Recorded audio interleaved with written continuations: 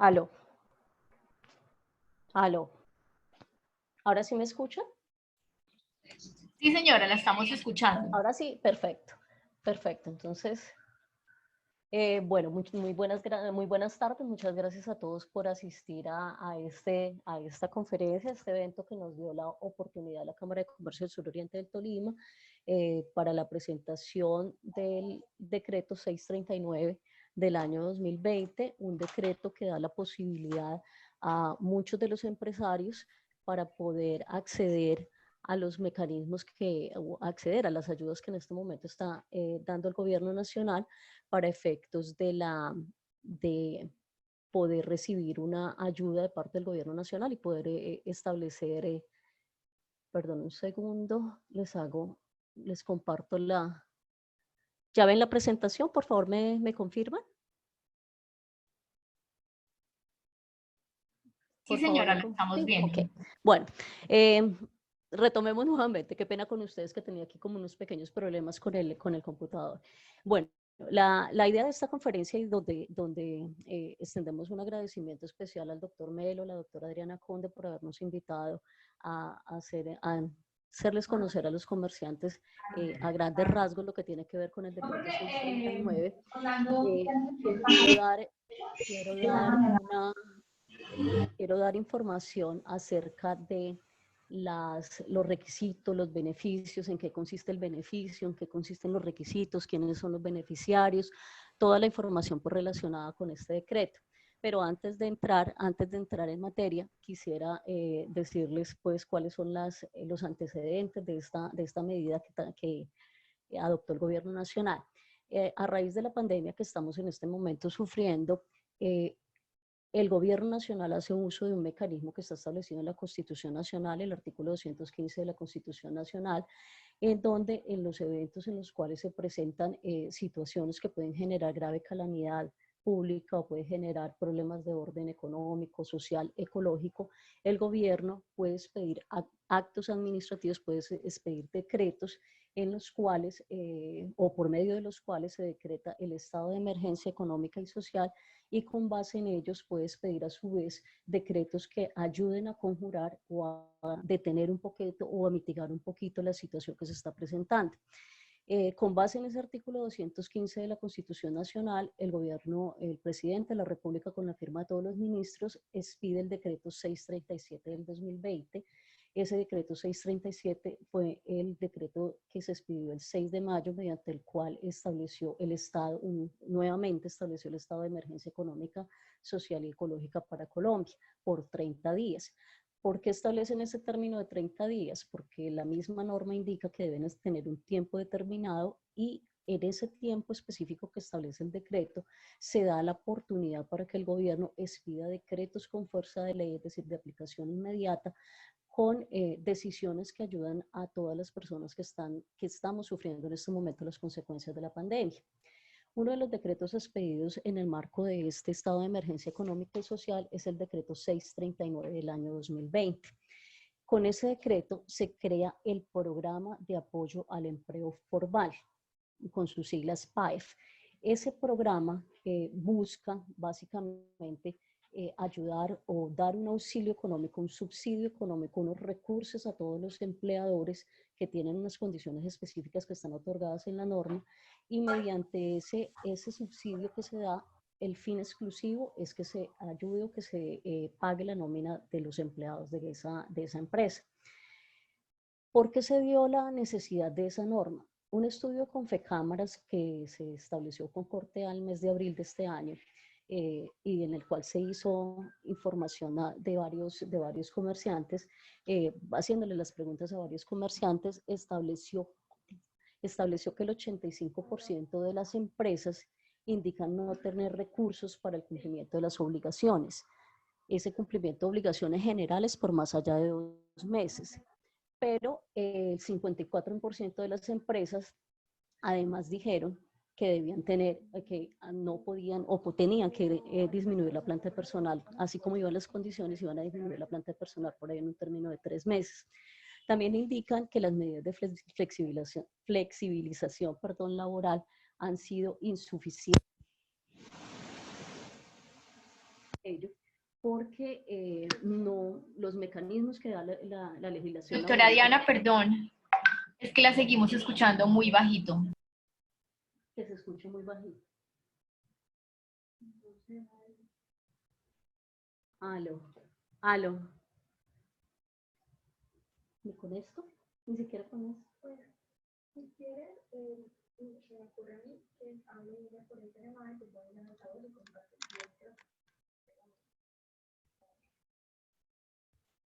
Si puede acercarse más al micrófono, pues sería mejor.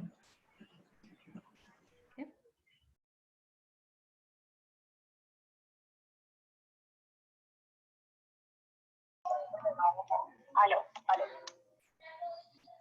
Aló. Listo. ¿Escucho con el micrófono?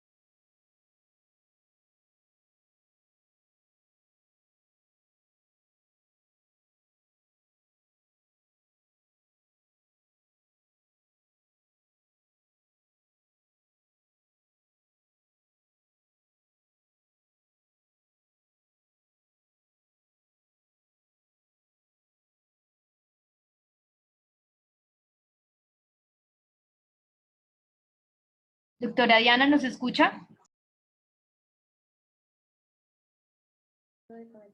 Sí, sí, te escucho. Estoy tratando de conectarme entonces por el celular para ver si puedo colocar el altavoz, entonces que se escuche bien. Aló. No. Aló. La estamos escuchando, doctora Diana.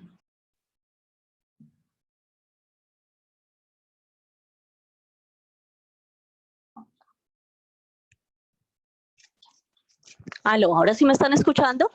¿Ahora? Sí, señora, ya la escuchamos mejor. Ok, perfecto. Entonces, dígame si empiezo desde el principio o continúo Puede con lo que voy. continuar donde iba, doctora Diana. O sea, perfecto. Entonces, estábamos indicando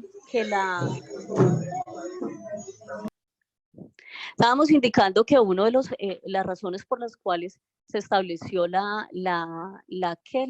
expedición pues, de esta norma como tal es un estudio con Confecámaras. Dentro de las muchas cosas que se establecieron está el estudio de Confecámaras, mediante el cual se establece que el 85% o el resultado que dio ese estudio es que el 85% de las empresas indican no tener recursos para poder cumplir con sus obligaciones más allá de 2 meses. Estamos hablando que si el estudio se inició en el mes de abril, eso significaría que a junio de este año ya no se tendrían los recursos suficientes. El 54% además de las empresas indican también que se puede disminuir la planta de personal en el transcurso de los 3 meses. O sea, más allá del mes de julio empezarían a reducir su planta de personal como tal. Las razones que se han dado también es porque la flexibilización de las medidas laborales tampoco han sido las suficientes para poderle hacer frente a la pandemia. ¿Por qué razón? Porque se les ha dado a los empleadores la posibilidad de pronto de que se realicen o que se acuerden con los trabajadores vacaciones colectivas anticipadas o que de pronto se establezcan reducciones de horarios que siempre serán con acuerdos previos con los trabajadores, pero como acuerdos que son específicamente existirán algunos trabajadores que de pronto no vayan a aceptar o no acepten ese tipo de circunstancias y pues eso no ayuda a que los empleadores puedan tener un flujo de caja suficiente para poder hacerle frente a todas esas obligaciones. Entonces, en ese orden de ideas, esa expedición del decreto 639 lo que busca es precisamente apoyar en alguna medida o contribuir en alguna medida a que los recursos lleguen directamente a los empleadores para que estos a su vez los trasladen a sus trabajadores y se pueda tener como consecuencia, o la consecuencia inmediata de ello debe ser el hecho de que se busque que se mantenga el empleo a la mayor cantidad de trabajadores posibles, a la mayor cantidad de empleos que sea necesario. Entonces, por esa razón, mediante la expedición del decreto 639, se creó el programa de apoyo al empleo formal, las siglas de él son PAEF. Ese programa va a sacar los recursos de los cuales se va a utilizar para poder irrigar a los empleadores. Viene del Fondo de Mitigación de Emergencias, o el FOME, que también fue creado a raíz de la declaratoria de la emergencia económica en el mes de marzo de este año. ¿Cuál es el objetivo de ese decreto 639 y la creación de este programa de apoyo al empleo formal?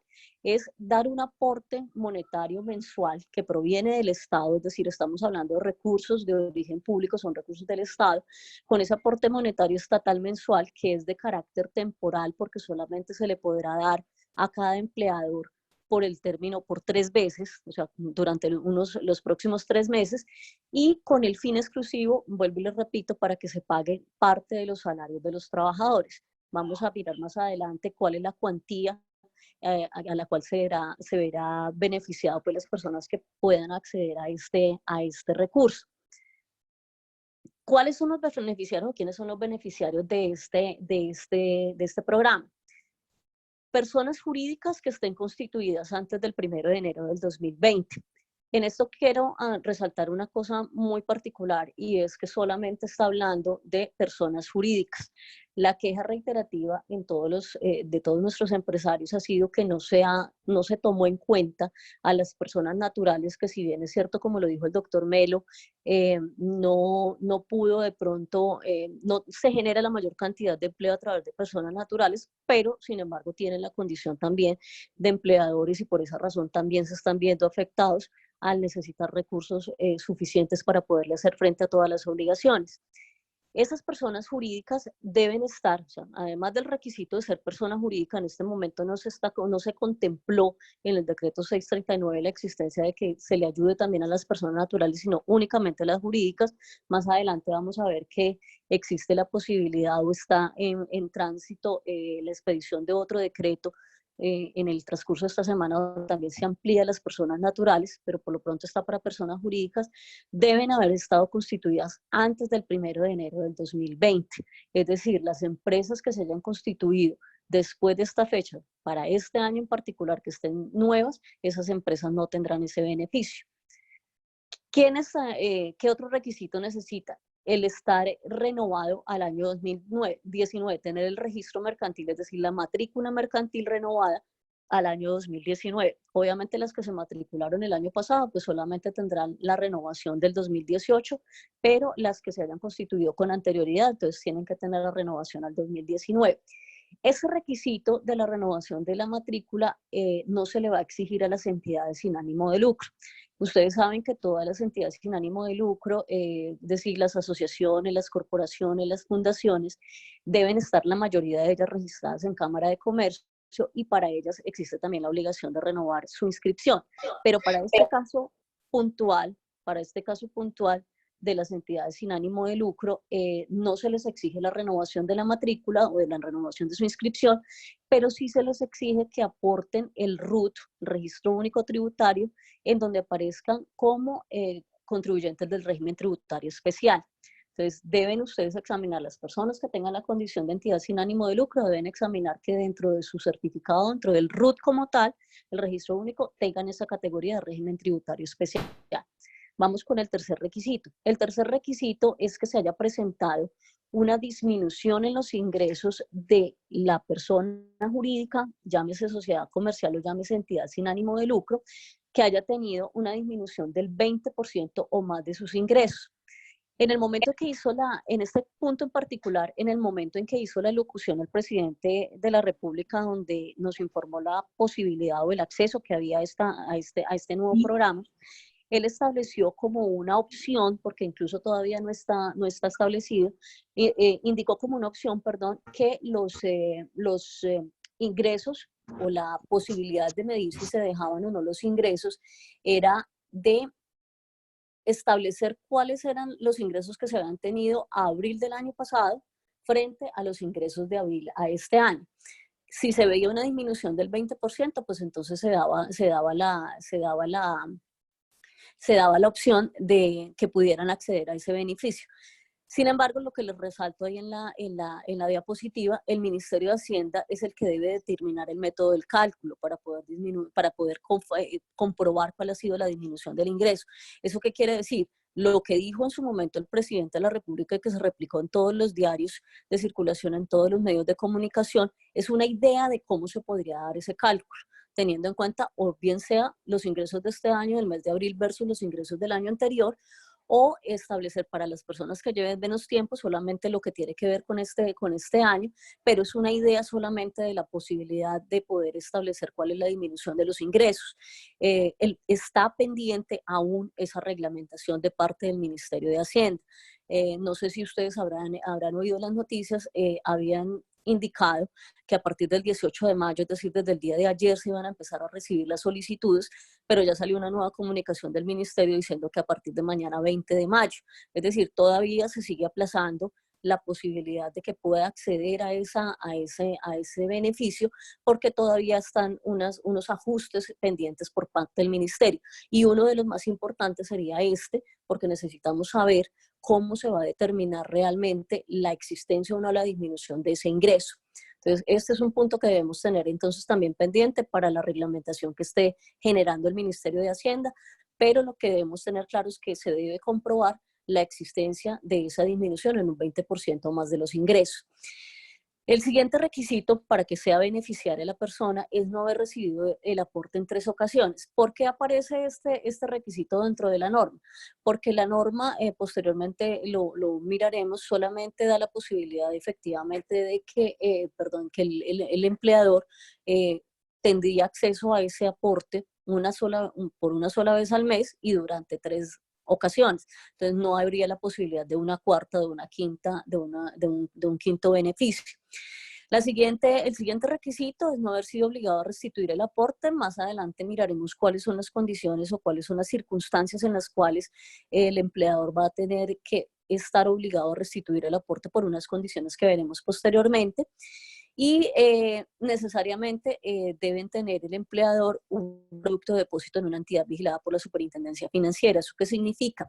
No estamos hablando que la persona o el empleador pague su nómina a través de las cuentas de los empleados. Es decir, no es necesario que yo les haya dicho a mis empleados que tengan una cuenta X en un banco para que les pueda pagar la nómina por ahí. No, lo que me está diciendo la norma es que yo como empleador es el que tengo que tener un producto de depósito, una cuenta de ahorro, una cuenta corriente en una entidad vigilada por la Superintendencia Financiera, en cualquier entidad bancaria. No me está diciendo en un banco A o B, en cualquier entidad que esté vigilada por la Superintendencia Financiera. ¿Qué significa eso? Que si yo como empleador en este momento no tengo una cuenta en una entidad vigilada, pues debo, para poder acceder a ese beneficio, tendría que abrir la cuenta. Si estamos hablando de personas jurídicas en este momento, pues diríamos que casi todas o la mayoría, si no todas de las personas jurídicas tienen ese producto en una entidad vigilada o en una entidad bancaria. Pero si el beneficio se va a ampliar, que es lo que esperamos, a personas naturales, eso significa que las personas naturales en algunas ocasiones estamos acostumbradas de pronto a pagar en efectivo directamente, o sea, tener nuestro dinero de pronto no en alguna entidad bancaria, sino en otros lugares, tendríamos que abrir una cuenta en una entidad bancaria para que podamos acceder a ese beneficio. Y pues una cosita adicional que está diciendo la norma es que no son beneficiarios entidades donde el 50% más del capital sea de la nación o entidades descentralizadas. Eso se entiende porque pues estaríamos hablando de una sociedad donde la mayor parte del capital será de la nación, entonces pues no se justifica que la misma nación se esté dando a sí misma pues un beneficio.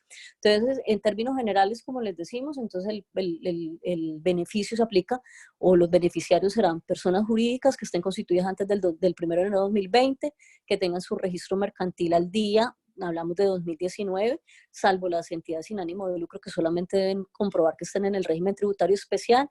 El tema de los ingresos, que es importantísimo porque es precisamente una de las razones por las cuales se creó este programa, porque es precisamente para ayudar a mitigar esas consecuencias adversas que nos ha generado la pandemia. Y el tener el producto pues financiero en una entidad bancaria para que puedan hacernos nuestra consignación de ese depósito.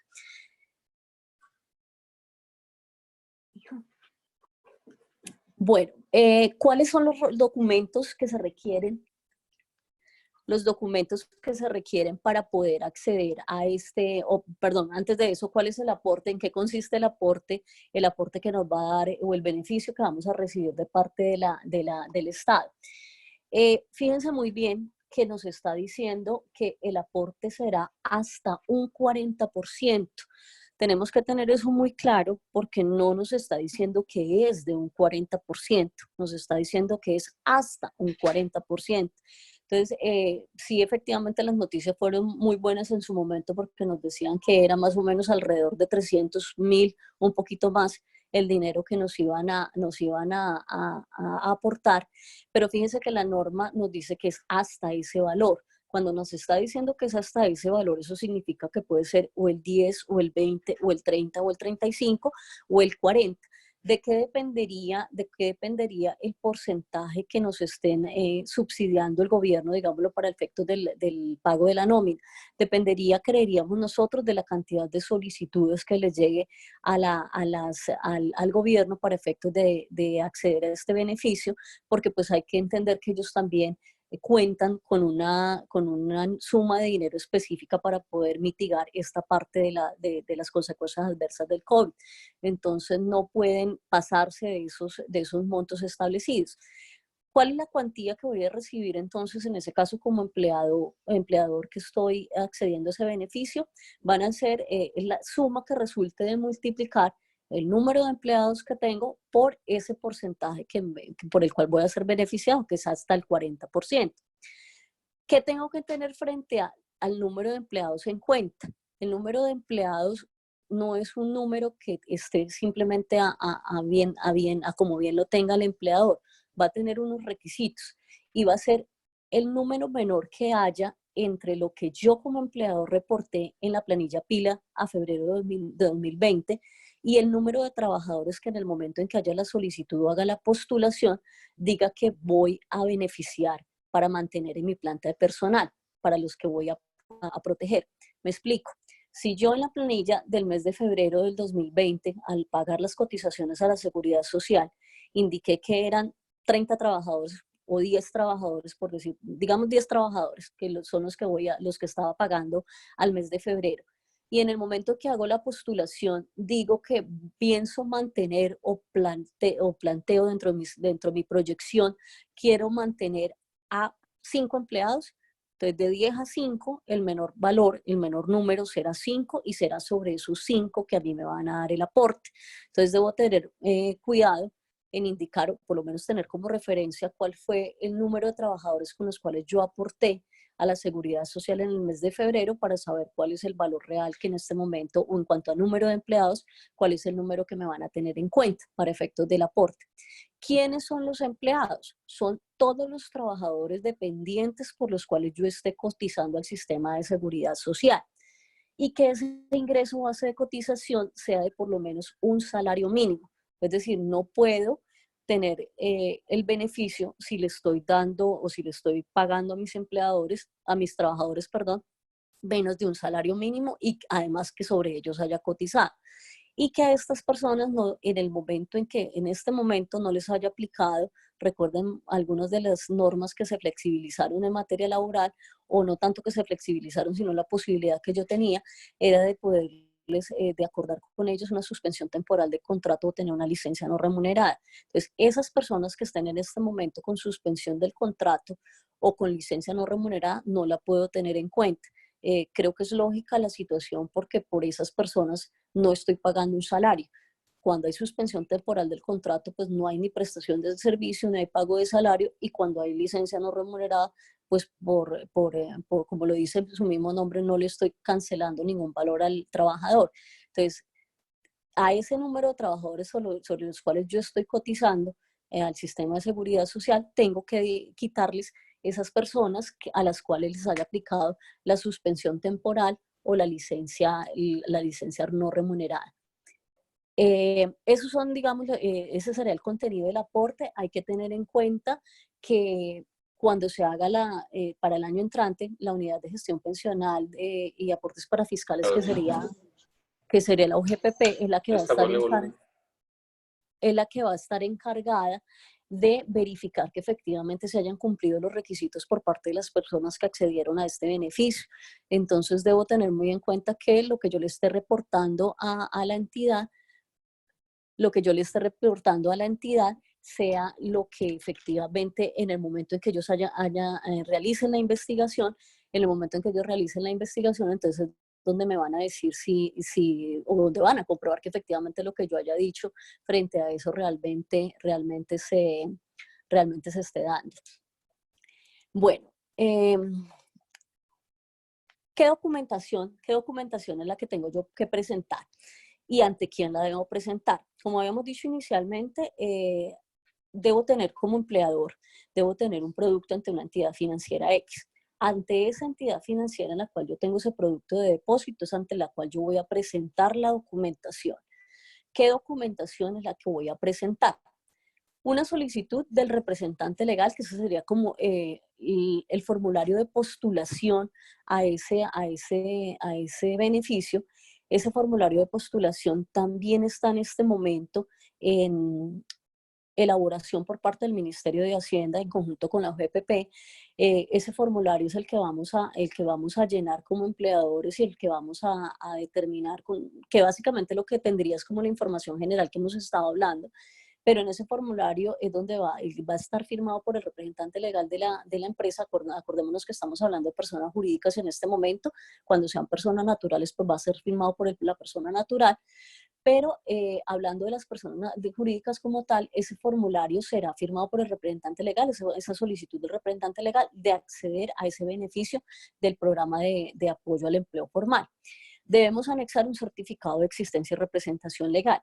¿Para qué se anexa el certificado de existencia y representación legal? Para que la entidad financiera verifique que realmente la persona que está presentando la postulación y también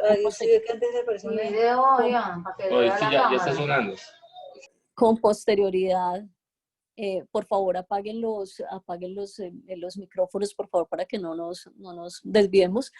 Bueno, continúo. El certificado de existencia y representación legal, con ese certificado de existencia y representación legal, lo que hacemos específicamente es verificar, o la entidad financiera va a verificar que la persona que esté firmando la solicitud sea efectivamente el representante legal de la empresa. Entonces, en eso, por favor, hago llamado de atención a las personas jurídicas que de pronto hayan cambiado de representante legal, que hagan la correspondiente modificación en el registro mercantil que lleva la carta. Temporalmente no silenciado. Para cuando se verifique la información por parte de la entidad financiera, verificar esa información, entonces podamos comprobar que realmente quien está firmando es el representante legal de la empresa. Y por último, debemos anexar para la primera postulación, es decir, para la primera solicitud que vamos a hacer, esperemos que en el transcurso de esta semana o más tardar la semana entrante, una certificación que esté firmada por el representante legal de la empresa y el revisor fiscal de la misma, en el caso de que la sociedad que esté haciendo la solicitud tenga revisor fiscal, o en su defecto por un contador, en donde básicamente se definen las siguientes cosas, que son la información que aparece aquí en el círculo amarillo. ¿Cuáles son los empleos o cuáles son los empleados, el número de empleados que ustedes van o que el empleador se compromete, pues, o quiere proteger o quiere proteger con esta medida? ¿Cuántos son los empleados que vamos a beneficiar y a mantener en el mes a través de este aporte que nos está dando el Estado?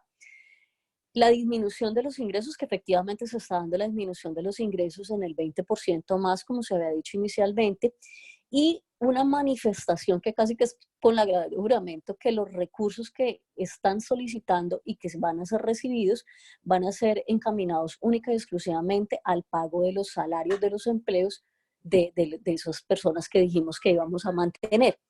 Entonces, en ese orden de ideas, esos serían, digamos, inicialmente los documentos para la primera postulación, estando pendiente aún, vuelvo y les repito, el formulario de postulación que debe emitir el Ministerio de Hacienda, que todavía no lo ha emitido, estando pendiente aún que el Ministerio de Hacienda nos indique cuál es el método con el cual vamos a calcular los ingresos, porque en este momento tampoco se ha reportado por parte del Ministerio de Hacienda, pero digamos que podemos ir adelantando la información o por lo menos ir revisando la información para poder ir complementándola. Esa es para la primera postulación. Como habíamos hablado, hay la posibilidad de que se haga una segunda y una tercera postulación porque es hasta por 3 meses.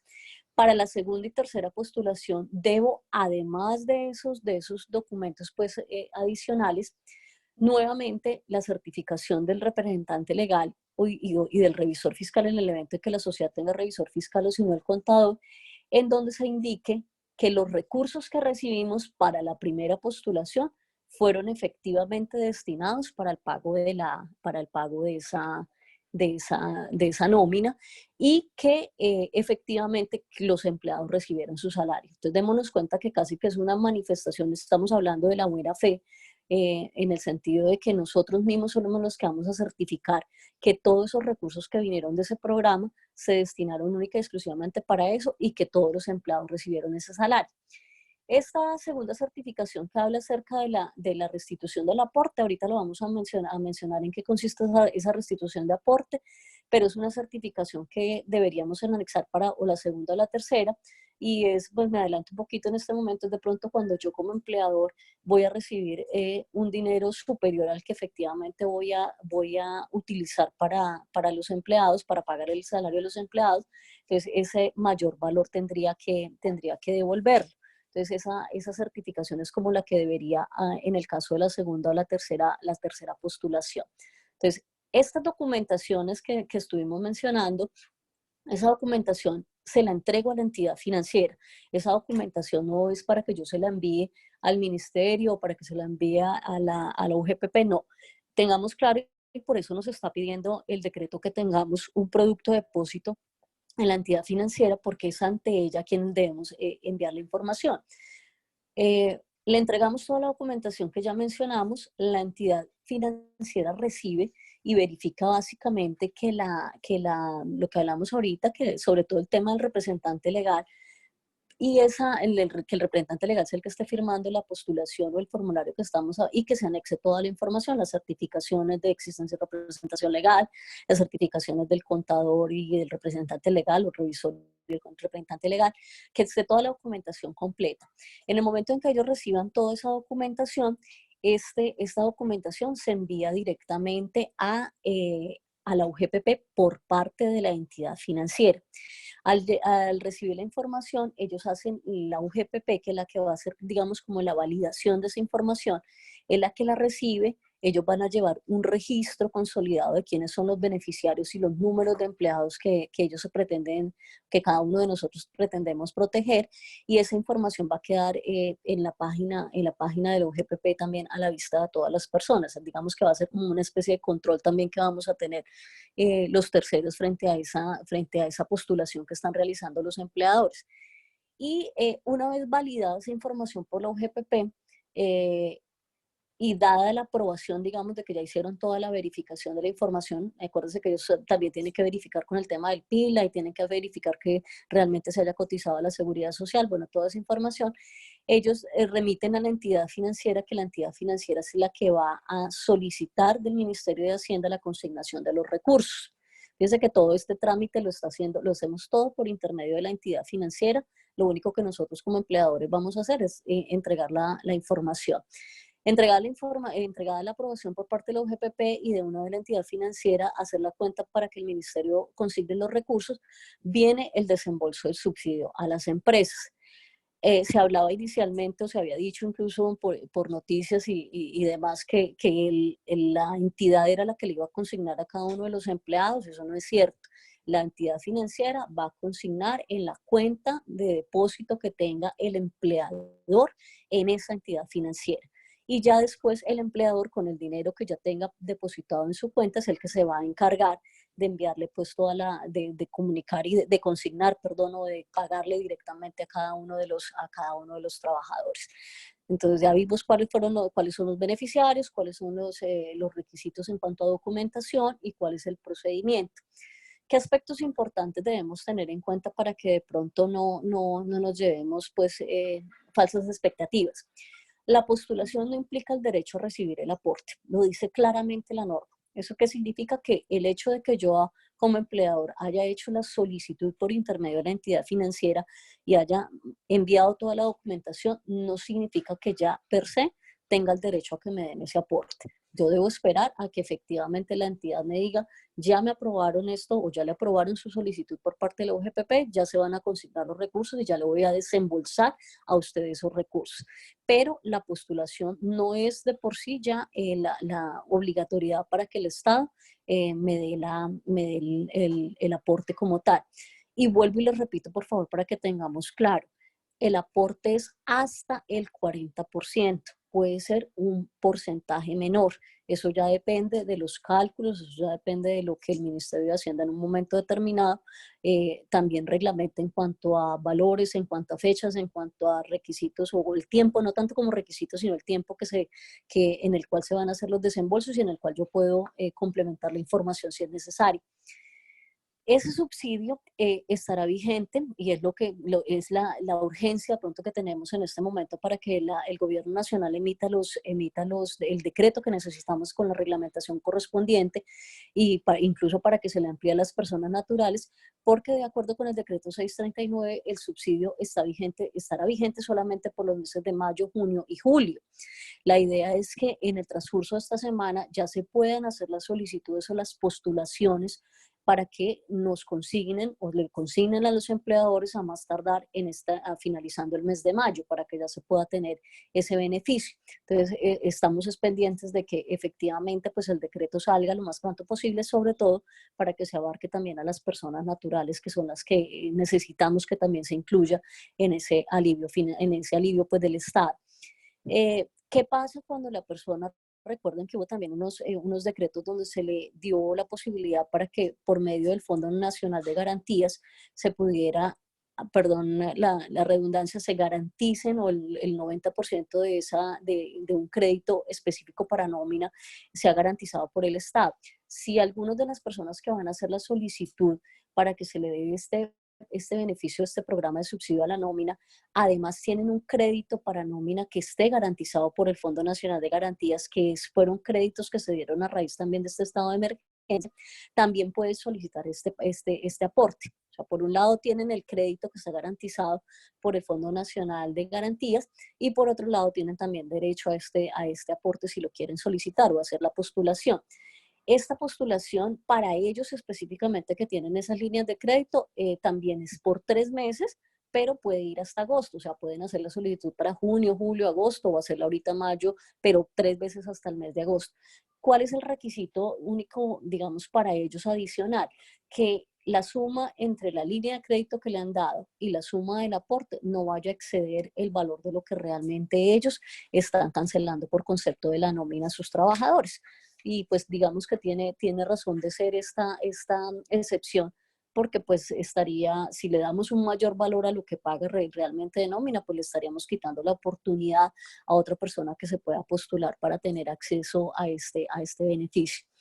¿Qué debemos tener en cuenta también nosotros como empleadores? Además, vuelvo y por favor reitero que ese dinero única y exclusivamente debe ser utilizado para pagar la nómina de los trabajadores que nosotros estamos indicando que vamos a proteger. Es que si nosotros como empleadores estamos recibiendo el aporte sin que estemos cumpliendo el requisito y no lo informamos debidamente, lo recibimos de manera fraudulenta o no le damos sobre todo la destinación específica, sobre todo esta última parte que no le estemos dando la destinación, podemos estar incursos en responsabilidades de carácter disciplinario, de carácter fiscal, de carácter penal y sobre todo con la aclaración que los recursos que estamos recibiendo son recursos públicos. Entonces, por favor, tener mucho cuidado en cómo vamos a utilizar esos recursos como tales. Vuelvo y les repito, la unidad, la UGPP, además de que nos va en el proceso de fiscalización que está realizando a todas las empresas todos los años y en el que vaya a realizar el año entrante, además de sus funciones adicionales, pues irá a verificar realmente el cumplimiento de los requisitos, y si ve que no cumplían con los requisitos para poder acceder a ese beneficio en este momento, va a iniciar los procesos de cobro coactivo para la devolución de esos recursos que se dieron en indebida forma, digámoslo de alguna manera. Entonces, estos son aspectos que de pronto debemos tener en cuenta para evitar inconvenientes. Habíamos hablado de la restitución de los aportes, de cuándo hay lugar a la restitución de los aportes. Este es un tema que de pronto tenemos que tener ponerle pues un poquito de atención, y es la razón o cuándo se verá o cuándo nos veremos obligados a que ese aporte o ese beneficio que recibimos del Estado para hacer nuestro pago de nómina tendríamos que devolverlo. O sea, inicialmente, si yo lo utilizo para lo que es, si cumplir los requisitos, pues obviamente es un beneficio que no es reembolsable, no vamos a devolver en ningún momento al Estado. Pero sí hay unas circunstancias por las cuales estaremos obligados a restituir el aporte. La primera de ellas, porque no se utilizó para el pago de los salarios. Por eso le hemos recalcado a lo largo de esta pequeña charla, es necesario que ese dinero única y exclusivamente se dé para esos casos específicos, o sea, se dé para cubrir esa parte de la nómina que el Estado nos está, digamos, de alguna manera solventando. Es única y exclusivamente para ello. Que al momento de la postulación no se cumplía con los requisitos, digamos, recuerden que la entidad financiera lo que hace es como recibir la documentación, lo que debe verificar es realmente que el representante legal sea el que esté firmando, pero en últimas es la UGPP realmente la que debe hacer la validación de toda esta información, pero si por alguna razón se da cuenta posteriormente a recibir los recursos, porque estamos hablando que es restitución, porque si en el momento en que la UGPP está revisando la documentación y ve que yo no cumplo con los requisitos, lo lógico es que diga que no tengo derecho a él y ya. Pero si por alguna razón ellos me generan a mí el recurso, me desembolsan a mí el recurso, pero posteriormente en su proceso de fiscalización se dan cuenta que no se cumple con los requisitos, pues hay necesidad de que se devuelva el aporte. Una tercera circunstancia en la cual debo restituir los aportes es porque existió la falsedad en la documentación que presenté. ¿Falsedad en qué documentación? Por ejemplo, en la documentación lo que tiene que ver con el certificado de existencia y representación, o básicamente con la certificación que se expida por parte del representante legal o el revisor fiscal, o incluso por la planilla, la información en la planilla pila. Entonces, si se ve que esa información es falsa, pues también hay lugar, fuera obviamente de las acciones penales o las acciones disciplinarias que se van a realizar, pues que se va a hacer la restitución del aporte. Y la última, que era una de las que tiene relación con los documentos que debemos presentar cuando se dé la segunda o la tercera postulación, es cuando el beneficiario manifiesta que el aporte que recibió fue superior al que de verdad utilizó para el pago de los salarios. Entonces, en ese caso, ese excedente, ese mayor valor que recibí, debo restituirlo, y lo debo restituir a través de la entidad financiera que me hizo a mí el depósito. Está pendiente también en este aspecto la expedición del trámite que realice el Ministerio de Hacienda para efectos de indicarnos, en donde nos indica cuál es el proceso o los documentos que tenemos que presentar para poder restituir el aporte. Y cuando por alguna razón, si en la primera o en la segunda postulación me di cuenta que me consignaron o me desembolsaron un dinero superior al que yo estoy utilizando para el pago de la nómina y lo voy a restituir, la entidad financiera me tiene que certificar que estoy restituyendo ese valor, y esa certificación es la que debo anexar en ese caso, o para la segunda o para la tercera postulación, que era lo que habíamos hablado inicialmente en cuanto a la documentación que se debía entregar. Como circunstancias ya finales de la presentación, y que lo dicen directamente en el decreto, los traslados, tener en cuenta que el traslado que hacen, sobre todo y específicamente el que nos hace la entidad financiera al beneficiario, es decir, la entidad financiera en el momento que me está desembolsando a mí el dinero en la cuenta de depósito, está exenta al gravamen a los movimientos financieros, es decir, al 4 por 1000. y las comisiones que cobran por esa disposición de recursos también están excluidas del IVA. Circunstancias o situaciones para tener en cuenta: esos recursos son inembargables, es decir, recordemos que pues, nos están diciendo que debemos tener una cuenta de depósito en una entidad financiera.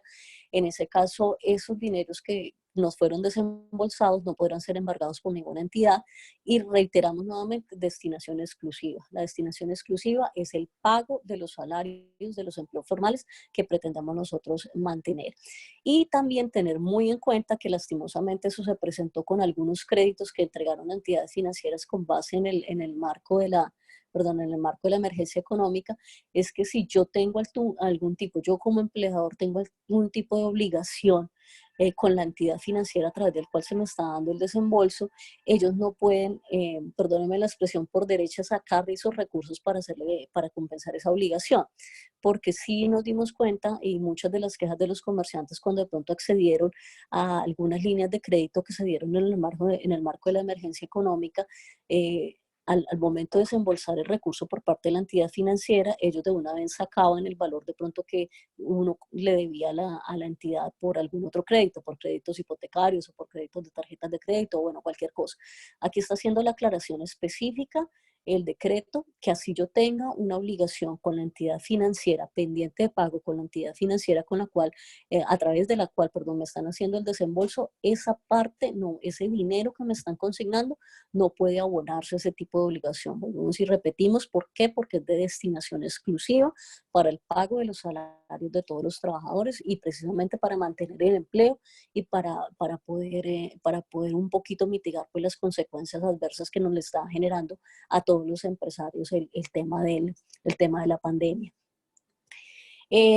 Estas dos últimas diapositivas, básicamente lo que les quiero es como mencionar qué es lo que está pendiente por salir por parte del Ministerio de Hacienda, que es lo que estamos pendiente: la reglamentación, la determinación, una de ellas, que ya lo habíamos mencionado así a grandes rasgos, que es la determinación, cómo vamos a hacer el cálculo para poder establecer cómo es la disminución de los ingresos, para poder indicar en qué consiste la disminución de ingresos.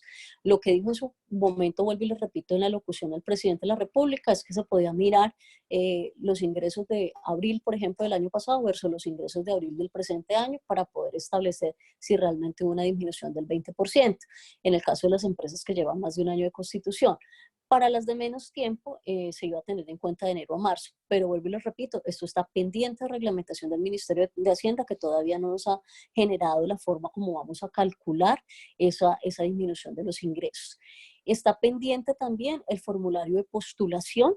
Digamos que o sea, dos de los requisitos esenciales para poder hacer la solicitud están todavía pendientes. Por eso comunicación del Ministerio de Hacienda fue diciendo que efectivamente lo iba a sacar en estos días para poder empezar a hacer la postulación a partir de mañana 20 de mayo.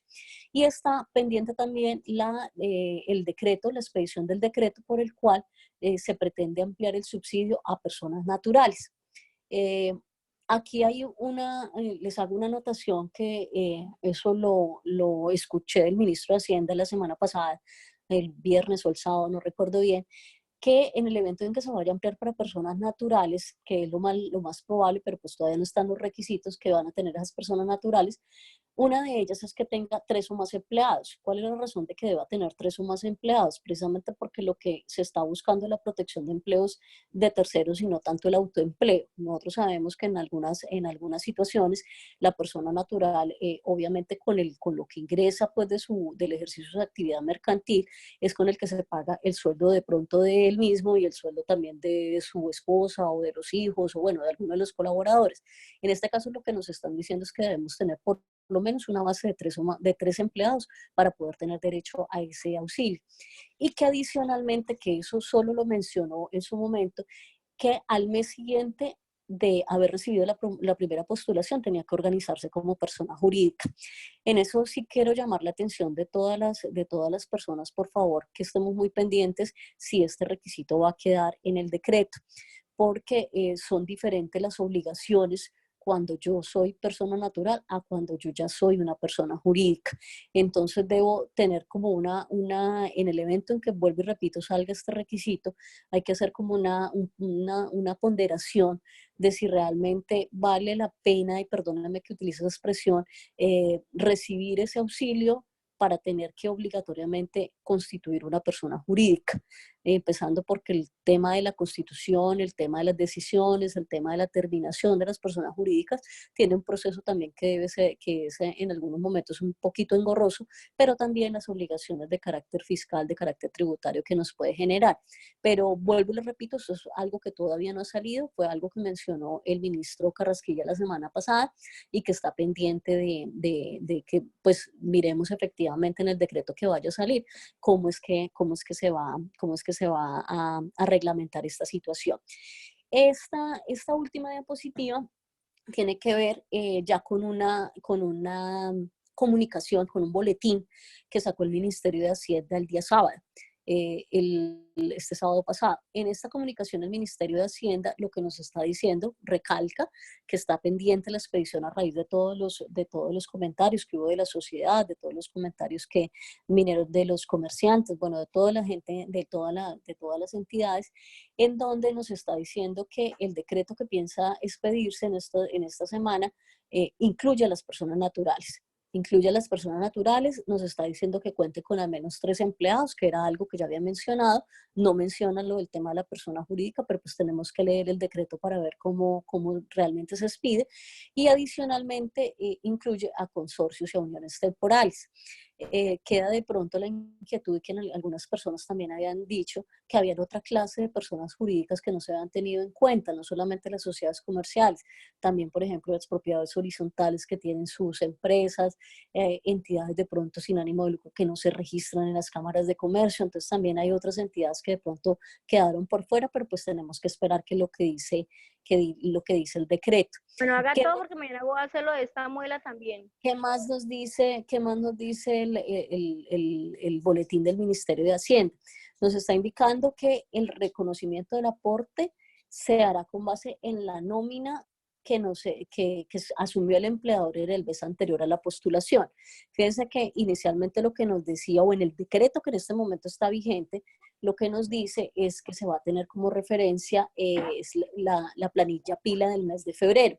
Ahorita nos está diciendo que todo depende del mes inmediatamente anterior a la postulación. Yo creería que es porque pues, se han demorado un poquito en expedir la reglamentación frente al tema también de la disminución de ingresos y todo eso. Entonces, pues, creería que es por eso se habla del mes anterior a la postulación.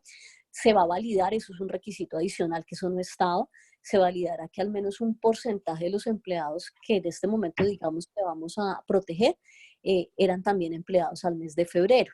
Entonces, tener en cuenta que no sea, digamos, una nómina nueva, sino que también va a ser que se tenga en cuenta esa nómina que teníamos en el mes de febrero. Y por último, nos indica el ministerio que se va a entregar el aporte por el número de empleados que no sobrepase el total de empleados que se tuviera en febrero. Entonces, volvemos a lo que hablábamos inicialmente, cuando nos dice que cuántos empleados son los que podemos beneficiar y nos dice la norma en este momento que será el menor valor que haya entre lo que reporté en la planilla pila en febrero y lo que diga en este momento que voy a beneficiar. Pero ahora adicionalmente me está diciendo que no va a pasar el total de empleados del mes de febrero de este año. Entonces, como les digo, en este momento hay falta una reglamentación y estamos pendientes del decreto como tal, pero la presentación que les estamos realizando es de lo que está vigente a hoy 19 de mayo, con las precisiones pues que nos hace falta la reglamentación de cómo se va a calcular el tema de la disminución de ingresos, cómo se va a hacer cómo va a ser el formulario de postulación y también cómo se va a hacer la restitución de los aportes en el caso que sea necesario. Esta es en mi presentación, esta es ya la información pues que quería compartirles. No sé si tengan alguna inquietud, alguna duda adicional para que le podamos colaborar pues a todos los participantes. Muchas gracias, Adri. Bueno, buenas tardes. Mi nombre es Adriana Conde, pertenezco al área jurídica de la Cámara de Comercio. Simplemente quiero como generalizar ocho aspectos importantes de la norma, como para terminar la explicación que muy detalladamente ha dado la doctora Diana Mayerly. Entonces, mediante el decreto 639 del 2008, como ya lo manifestó, el decreto crea como un apoyo para aliviar el pago de nómina a las empresas por término de 3 meses, por una cuantía hasta del 40% del salario mínimo legal mensual, excluyendo a trabajadores cuyos contratos de trabajo se encuentran suspendidos o en licencia no remunerada. Esa es la respuesta para una de las preguntas que están en el chat. Entonces, se excluye a todas esas personas que se encuentran con contratos suspendidos o en licencia no remunerada. El punto primero, beneficiarios del programa Apoyo al Empleo Formal, PAS. Entonces, ya sabemos que por el momento están solamente personas jurídicas, estamos esperando que salga nueva reglamentación, acogiendo como beneficiarias también de esta ley a las personas naturales. Entonces, estamos pendientes por parte del Ministerio de Hacienda y Crédito Público el método que deberá implementar para determinar si existe o no una disminución del 20% de los ingresos, requisito esencial para solicitar el apoyo PAE, que es uno de los requisitos para que una persona sea beneficiaria del programa. El numeral tercero dice que debe demostrar la necesidad del aporte estatal, certificando una disminución del 20% o más de sus ingresos. Entonces, estamos esperando que el Ministerio determine cómo se va a establecer este requisito, cómo se va a validar. En la cuantía del aporte estatal del programa, pues ya como decía la doctora Diana Mayerly, está hasta el 40% del valor del salario mínimo mensual legal vigente. Tercer aspecto, cómo se determina el número de empleados de una compañía. Entonces, se determina teniendo en cuenta el menor valor entre los criterios que adelante se señalan, que son 2 criterios. Entonces, el comentario respecto a esto es que el apoyo de hasta el 40% no aplica respecto a los trabajadores que en el mes de postulación tengan contrato de trabajo suspendido o con licencia no remunerada. Y el apoyo económico aplica incluyendo a los trabajadores que hayan pactado con la empresa alguna de estas modalidades: la reducción de salario, la reducción de la jornada laboral, la licencia parcialmente remunerada y licencia remunerada compensable. El cuarto aspecto está relacionado con el procedimiento de postulación para la obtención del aporte estatal. Entonces, respecto a esto, el comentario es que está pendiente igualmente la reglamentación por parte del Ministerio de Hacienda sobre la participación de las entidades estatales y sobre los plazos y periodos para el cumplimiento de lo dispuesto en el decreto. Es necesario que se expidan estas disposiciones para poner en marcha la postulación al aporte estatal. La temporalidad, pues ya sabemos que máximo por 3 veces hasta el mes de agosto del 2020. El pago mensual del aporte estatal del programa de apoyo PAE será pagado dentro de la temporalidad antes mencionada de manera mensual para aquellos beneficiarios que cumplen con los requisitos y procedimientos señalados bajo este análisis. El artículo 8, la obligación de restitución, esto me parece muy importante, la obligación de restitución del aporte estatal. Entonces, será obligatorio devolver el aporte del beneficio recibido cuando se presenten 4 causales: cuando no se utilice para pagar los salarios de los trabajadores, cuando al haber solicitado el beneficio sin el lleno de los requisitos, presentar documentos falsos para adquirir el beneficio, y cuando el beneficio que se reconozca sea superior al valor realmente utilizado para cubrir los salarios de los empleados. Y el último aspecto importante también para tener en cuenta, son aspectos adicionales para tener en cuenta, entonces, que se encuentra exento del gravamen a los movimientos financieros, al IVA, y es inembargable. Y segundo, la entrega, reconocimiento y destinación del beneficio monetario estarán bajo vigilancia de la Unidad Administrativa Especial de Gestión Pensional y Contribuciones de la Protección Social. El formulario, tan pronto tengamos acceso a él, se ha publicado por el Ministerio, entonces lo estaremos socializando a través de nuestras redes y a través de los correos electrónicos de las empresas. Muchas gracias.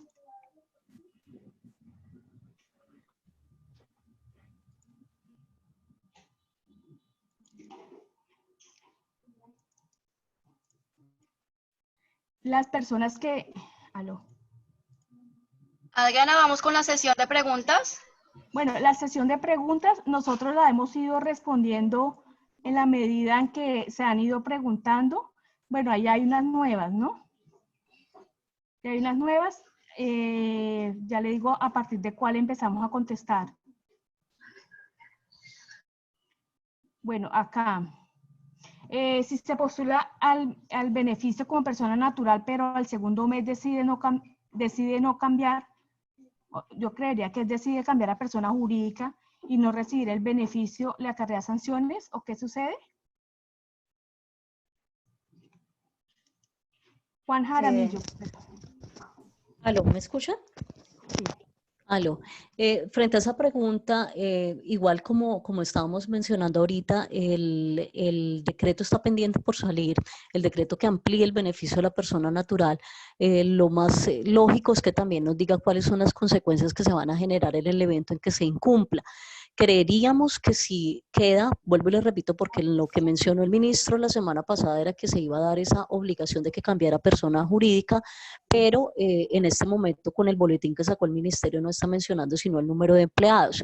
Pero en el evento en que de pronto sí salga ese requisito, creeríamos nosotros que si se incumple con esa obligación de pasarse a persona jurídica, habría la obligatoriedad de restituir el aporte, porque es un requisito que se está estableciendo como necesario para que pueda dar lugar pues a postularse nuevamente, sino que si queremos de pronto dejar claro por parte de nosotros como Cámara de Comercio que hay que tener también muy en cuenta cuáles son las consecuencias que se generan el hecho de cambiarse a una persona jurídica. Entonces, no ponderen bien la situación, miren si realmente el beneficio que ustedes van a recibir económico también da lugar a que ustedes se arriesguen, entre comillas, a ser una persona jurídica y a seguir de aquí en adelante con sus obligaciones como persona jurídica, porque no es que vamos por el solo hecho de acceder al beneficio, al otro mes nos cambiamos a persona jurídica y después nos devolvemos a persona natural. Así no puede ser.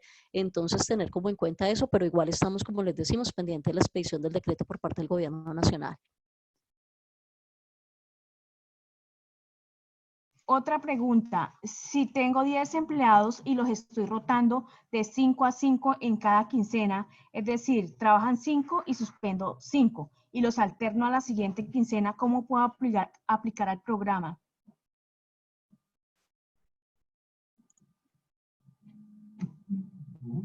La norma, Dianita. Está buena la pregunta. Está buena, porque sí, la norma... está buena.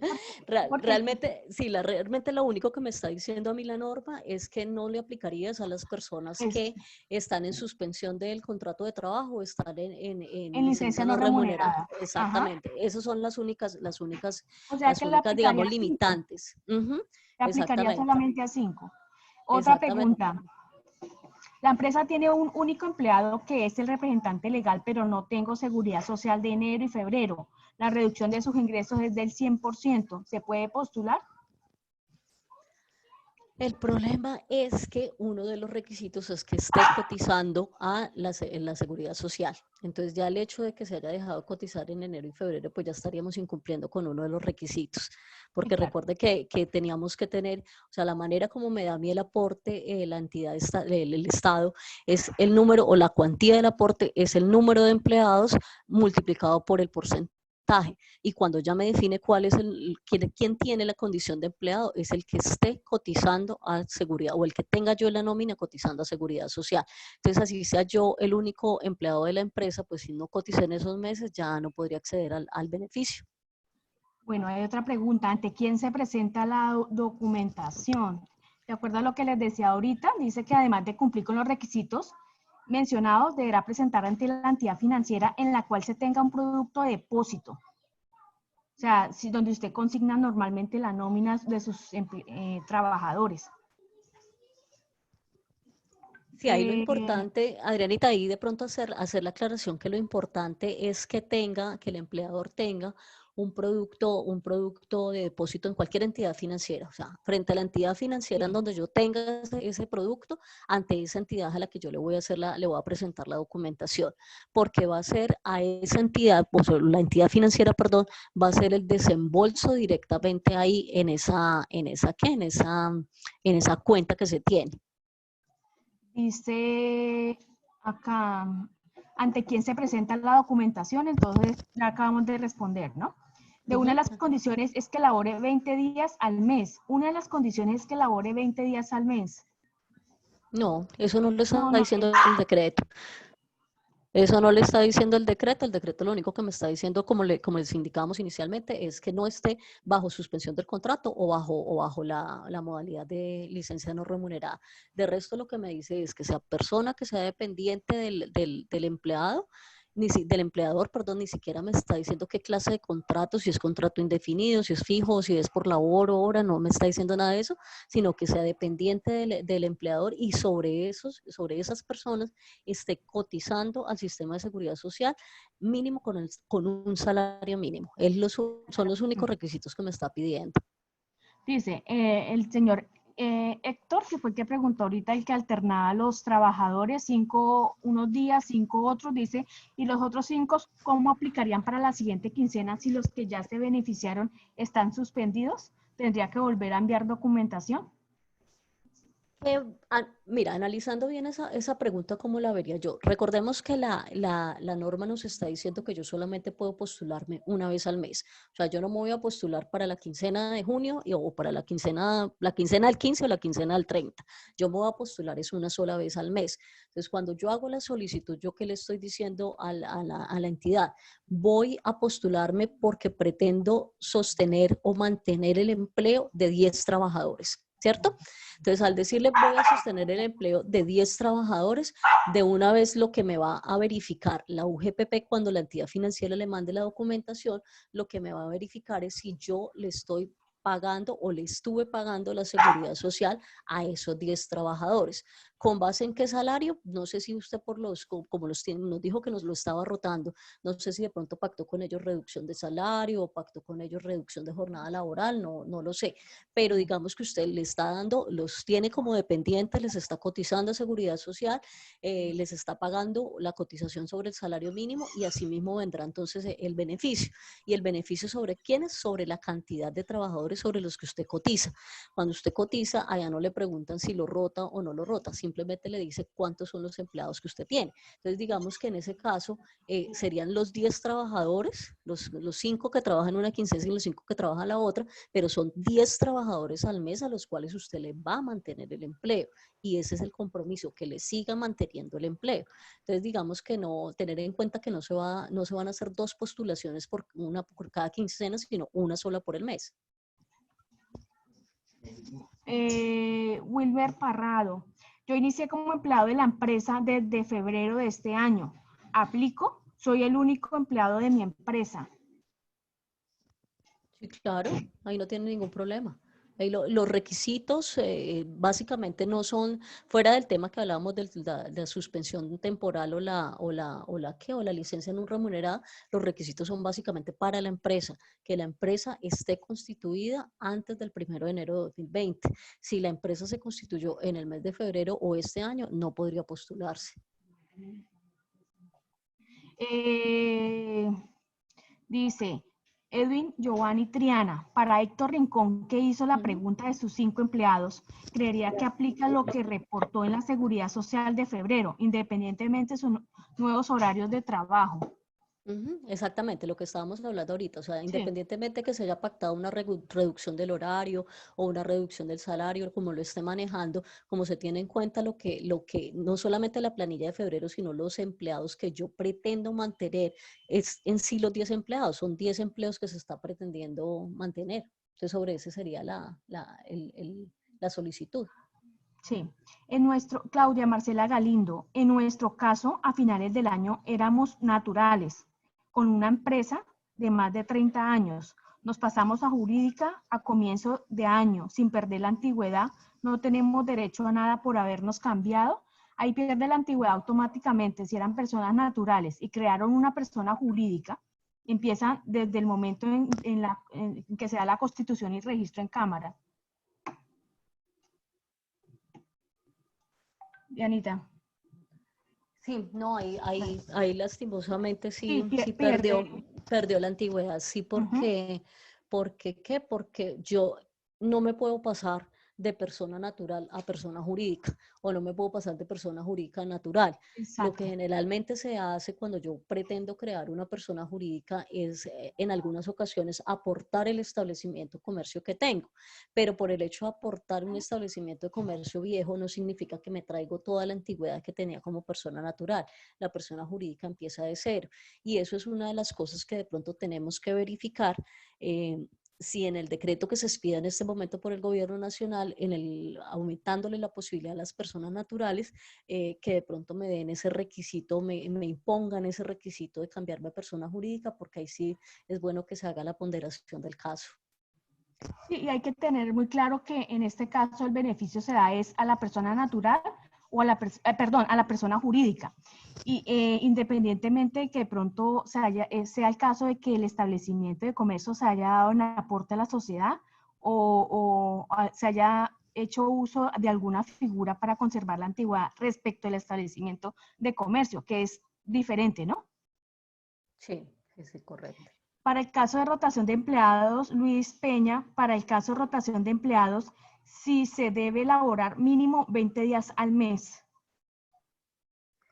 De Ahí, pronto, no, pues digamos que ese ya es más un tema laboral, pero creo que ahí estamos es hablando de la posibilidad que tenemos de hacer turnos de trabajo para no trabajar. O sea, todos sabemos que podemos trabajar 8 horas al día o 48 horas a la semana, pero hay la posibilidad de que se puedan implementar turnos de trabajo que pueden ser de mínimo 4 horas, creo que eso es hasta 10 horas, siempre y cuando no sobrepasemos los 48 horas a la semana. Y estoy rotando en ese caso. Pero digamos que si me voy a la interpretación literal de la norma, a mí no me está diciendo en cuanto al decreto 639 que tenga que tener simplemente que con cuántos coticé en el mes de febrero y cuántos empleados son los que pretendo mantener, no más, es lo único que me dice. sí, bueno, esto, Laura Vergara, por este medio nos confirman las fechas de erradicación de documentos. Bueno, estamos, lo que les informaba ahorita la doctora Adriana, pues como tenemos la información de todos cuando hicieron las inscripciones de sus correos electrónicos, apenas tengamos la información de del nuevo decreto, apenas tengamos la información del formulario de postulación e incluso si saca alguna comunicación en cuanto al tema de la disminución de ingresos, les estaríamos, de la forma de calcular la disminución de ingresos, les estaríamos rotando toda la información, claro que sí.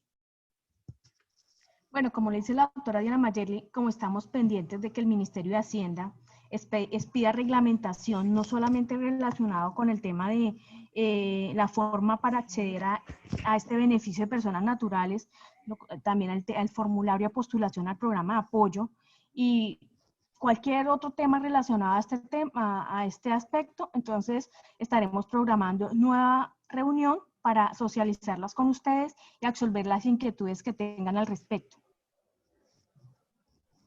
Creo que ya no hay más preguntas. Acá de la última, esta.